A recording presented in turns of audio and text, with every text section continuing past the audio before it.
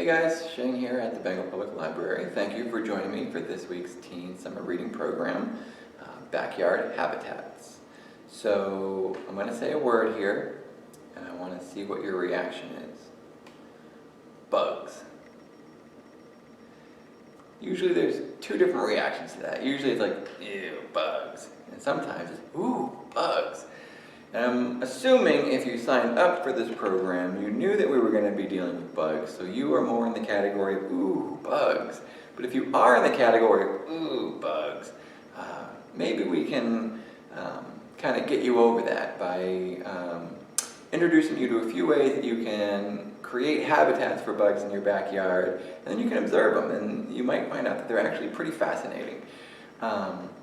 So just to start, there's all kinds of different things that you can do to kind of make habitats for bugs and insects. There's a big trend going around called bug hotels, where you can actually kind of make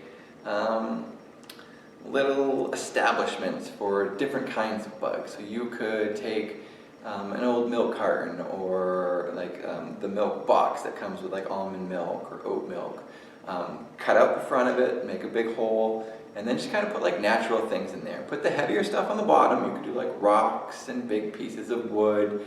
Then just kind of build up with sticks and twigs and moss and leaves and anything that's natural that you know bugs already naturally are attracted to. You can kind of just put anything in there. Just kind of stack it up. Leave like I said, the heavier stuff on the bottom, so you're not putting the heavy stuff on top and it'll like come down and crush the bugs. Leave lots of little openings that the bugs can crawl into. So that's something that you can do for like insects. If you prefer like the creepy, crawly, slimy bugs like worms and slugs, you can actually do something as simple as tip over a box and create like a dark space for them to go to, because they kind of like the darker, they don't like to be in the sun. So if you can create a shady, wet, dark place for them to hang out, you can kind of just go and pick up the box every once in a while and see what's going on under there. But we're not dealing with any of those bugs today. We are actually dealing with probably one of the prettier, more enjoyable bugs to look at. They don't bite, they just kind of flutter around, and we are going to make a puddler for butterflies. So this is to attract butterflies to your backyard or your front yard, whatever you want to put it. And it's really simple to do. Again, this is going to be a really quick craft like last week's. So if you have registered for the program and you've already picked up your craft bag, you'll notice in it you've got just a plate, a bag of sand, and you'll have a piece of orange. Well, not the whole orange, but most of it, part of an orange. And that's all you really need for your butterfly puddler. I'm going to show you a few things you can do to jazz it up a little, give them a few extra amenities, and that's it. So we'll get to going on making our butterfly puddler. It's really quick and it's going to go really fast. Okay, so like I said, you've got your plate, your bag of sand, and your orange. Now I have water, which I didn't pack because I thought you could probably get water, and I have a couple of rocks, which I thought you could probably find in your backyard. I just grabbed these out of my backyard. So all we do to make this, we take our sand and we fill up our plate.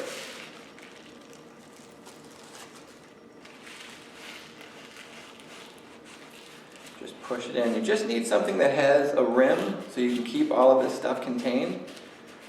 And you want to fill it up nice. Just like that. Now, a way that you can make this even more enticing to a butterfly, and I didn't do because I thought it would be kind of cruel to do this. If you have compost, if you know a gardener, if you have a gardener in your family, just get a couple of tablespoons of compost. I just thought it would be mean to put a bag of decomposing animal poo in your craft bag and have it sit there for a week and then have you open your bag and, you know. So I didn't put it in here. You don't necessarily need to put it in here. It is just an added thing for them because they actually really like the manure, the compost, because that's how they get a lot of their kind of nutrients and minerals. So if you just kind of mix that in, you just put a few tablespoons and just kind of stir it in, leave it more towards the top than down towards the bottom. When you pour your water in, it will kind of be there, and then they will be able to kind of snack on that and get some minerals and nutrients. Okay, so now that we've got this, now all we have to do is add our puddle. So this is going to give them something to drink, and it's going to kind of give them a wet place to kind of hang out. So I'm just going to be a little careful with this because I know it's going to spill until I can get it. But you basically want to wet all of the sand.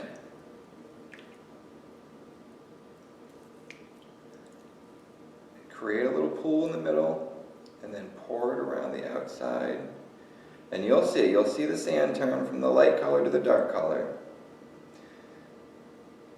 Alright, so when you have areas, so I don't know if you can kind of pick it up, but you can kind of pick it up that there are little puddles. So you don't want to make a huge puddle because we don't want to drown the butterflies. We just want them to come and have a place that they can get water and then take off. And then this is where the rocks come in. If you've got pools that are a little too big and you don't want them to drown, kind of put the rocks down so they'll have something to kind of climb on. So they're not completely submerged in the water. And you can put as many of those as you wanted or as few of those as you wanted. And then we're going to give them a little bit of food. So we're going to give them fruit. And this is actually a great way to get rid of fruit that has already kind of gone by. We don't want to give them fresh fruit. We want this fruit to be broken down a little bit because it's going to be easier for them to get, and the nectars are going to be easier to get to. So all I'm going to do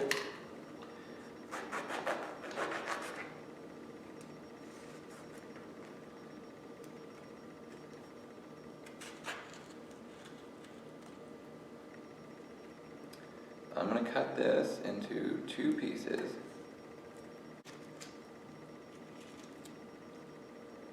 And then I'm literally going to just set this on the sand, just like that. Now, you could use any fruit. You could use bananas, you could use apples, anything that you've got in your house that's maybe going past. Rather than throw it out, cut it up and give it to the insects. Now it is, you might attract other animals, so just be aware of that, because if you put fruit out, other bigger animals like skunks or raccoons, squirrels, they'll probably be interested in it too, deer. So maybe get in the habit of putting the fruit in during the day and maybe taking it in at night when all those night creatures are kind of coming out, and then putting the fruit back out during the day, because butterflies don't usually come out during the day anyway. During the night. They're always out during the day. So bring the fruit in while the bigger animals might come into your backyard, and then put it out when they won't. You know that the butterflies will be there. And that's how simple it is to make a butterfly puddler. So you may want to check this every couple of days, make sure that there's still water. If it's really hot out, this water is going to evaporate. So check every day or two to make sure that there's water in here. You can probably leave this puddler out for about a month. Then you kind of want to throw it out and add a little bit more sand. Obviously when the fruit, you'll be able to tell when the fruit is kind of too bad and you don't want to leave it out there. Throw the fruit out as you go. And then kind of just discard the sand maybe once a month, every month and a half, 2 months, and then just add some new sand if you want to keep this going through the summer. And then obviously when you get into the fall and winter, you don't need this out. So that is how simple it is to make a butterfly puddler.